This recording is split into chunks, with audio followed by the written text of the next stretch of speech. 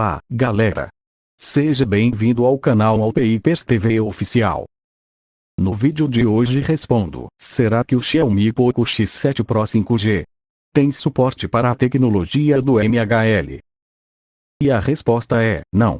O Xiaomi Poco X7 Pro 5G não tem suporte para a tecnologia do MHL, assim não dá para espelhar a tela do aparelho na TV ou monitor, infelizmente.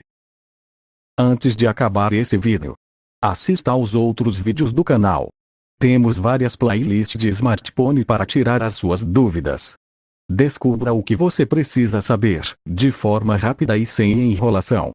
Temos playlist do Galaxy S20 FE, Galaxy A02, Xiaomi Poco F3, Moto G60, LG K22 e muito mais. Deixe o seu like aí por favor, e inscreva-se no canal, e até mais. Se você chegou até aqui, vê os outros vídeos aí, ou comenta qualquer coisa.